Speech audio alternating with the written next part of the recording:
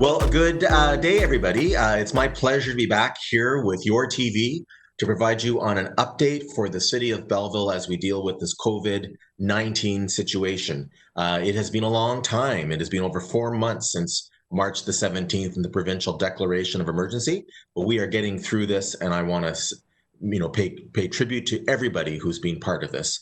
Also, especially YourTV for giving us this opportunity to communicate. And if you have any questions for me or for members of Belleville City Council, you can just go to the City of Belleville website. You have our contact information by telephone or by email, and you can contact us for whatever issues you may have.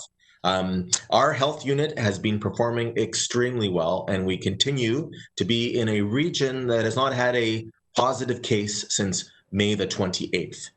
We have had over 14,531 tests, and I say over because those are yesterday's numbers. So obviously today there have been some tests, and that means we're over that number. But those are excellent statistical thresholds. When you're dealing with those types of numbers, they are statistically significant.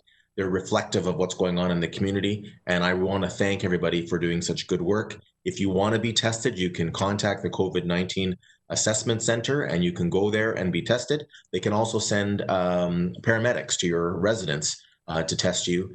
Some people want to be tested because they want to go and visit a loved one who is in a long-term care home, and while some of those requirements have changed, some people still want to do it.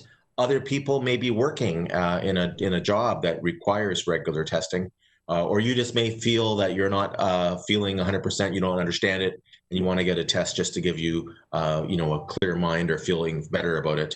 Please don't hesitate to do that. That is great, and great work to everybody. Keep up that great progress. I'm very proud of our community for how well we've handled the situation. As I said earlier, but you can contact members of Belleville City Council by going to the City of Belleville website, but you can also go to a special COVID-19 page, which basically gives updates on all the activities in the City of Belleville, all the news and different things that we're going through as we deal with that. As I said, we're doing really well, not just because of how our status is with COVID, but we're doing really well as a region as we start to reopen.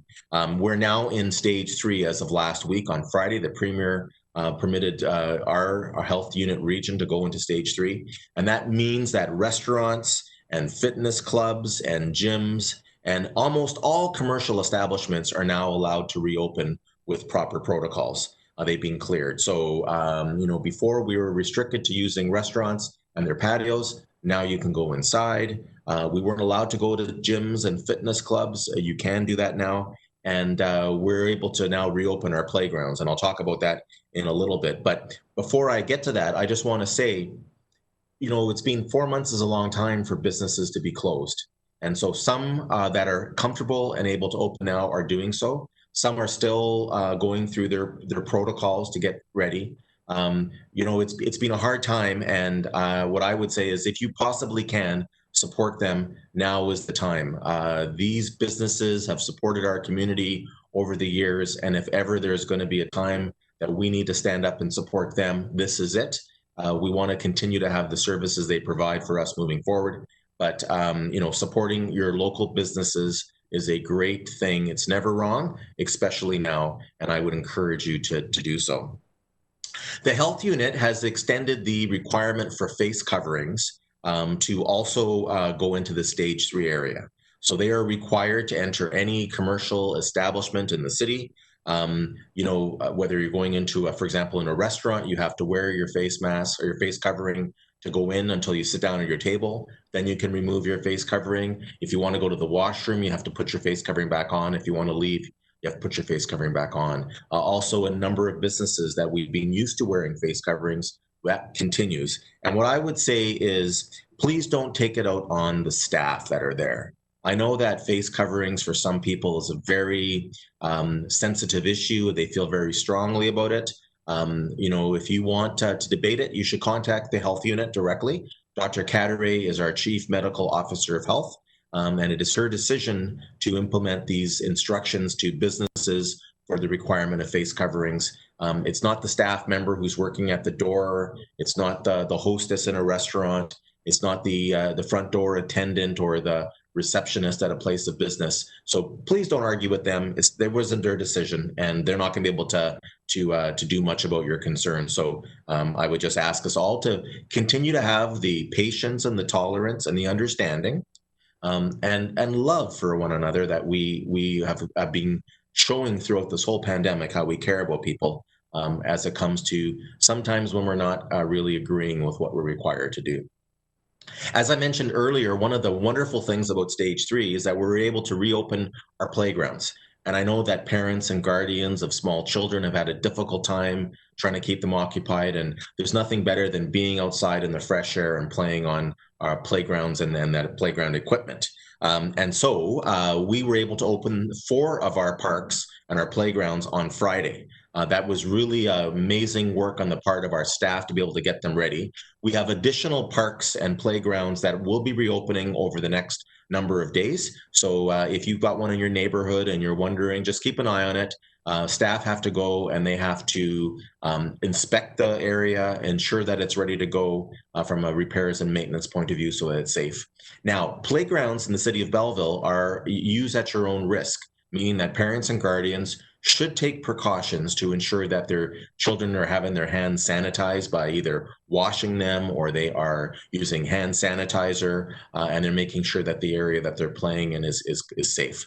Also, social distancing is really important at playgrounds. And if we can do a good job with this as we go forward, we'll be able to maintain those services. But I want to thank everyone for their patience and their cooperation and their understanding. Of course, our 3 splash pads continue to be in operation from, I'd say, either 10 o'clock to 7 o'clock, I believe, are the times for them. And we are also looking at opening other facilities.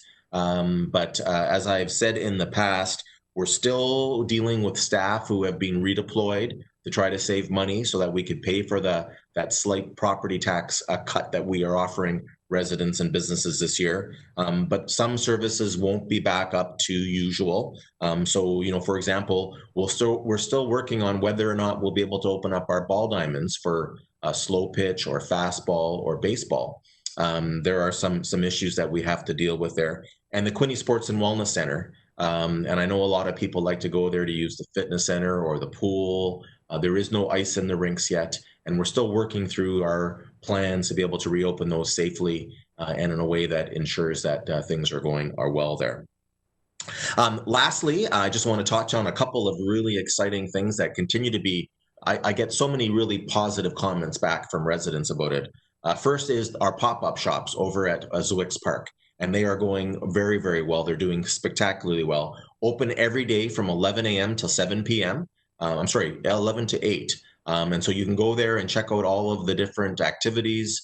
You can get out and do some paddle boarding or some kayaking or canoeing on Bay of Quinte, but you can also get a number of places for food and ice cream and other treats. I encourage you to go to it at West Wicks Park. Plenty of parking, and it's a great thing to do out in the fresh air where we can social distance and be careful. And then also downtown has been doing a wonderful job as they welcome their Al Fresco event, which will be summer long in that area. And you'll notice that we have done some things to allow expansion of patios onto city property, but also we've reduced traffic down to 1 lane for a period of time.